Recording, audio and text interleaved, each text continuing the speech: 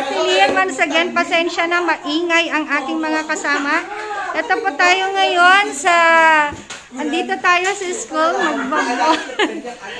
kung paano po gamitin ang ating, ano ba yan? V8 po, V8 sound card. V8 sound card. Yes. Ano ba yun?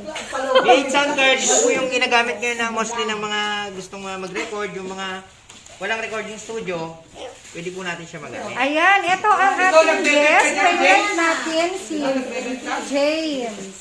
Ako lang yung nakipag-deal. Isa po siyang contestant dati ng ayan, Pilipinas Got Talent. Yan, ang ating magaling kumanta na parent. Oh, sample din, sample.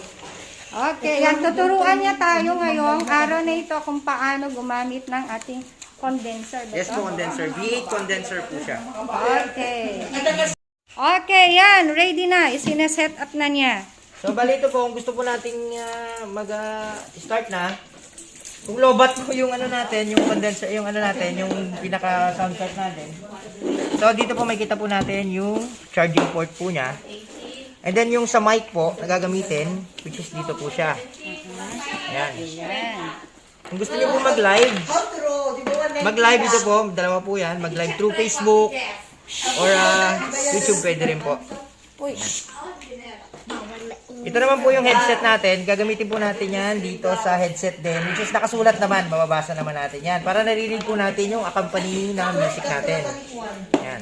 And then ito pong isa, gagamitin po natin yan para sa music. Sa music po natin. Yan. Sa music. Halimbawa, ito po gagamitin natin pang music. Sasalpak mo lang dyan. And then, Okay. stand mo lang dyan.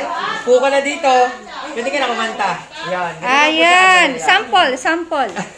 Sample, Sir James. Ayan, sampulan niya tayo. Ma'am? Sample ng kanta. Sana Ayan. ngayong Pasko ay maalala mo pa rin ako. Ayun, gaya ka na rin, Sir Jake. Ayan. Alam po, napakadali lang, very basic lang po siya gamitin. And then, syempre, kailangan pa rin natin ng parent guardian, lalo na sa mga bata kasi baka masira po natin. Ingatan na lang po natin. Salamat po. Ayan.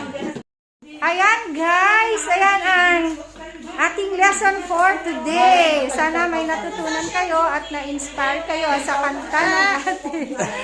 Yes, ngayong araw na to, pasensya na sa ingay ng ating mga Co-teachers. ating mga kasama dito. Okay. Thank you. That's all for today.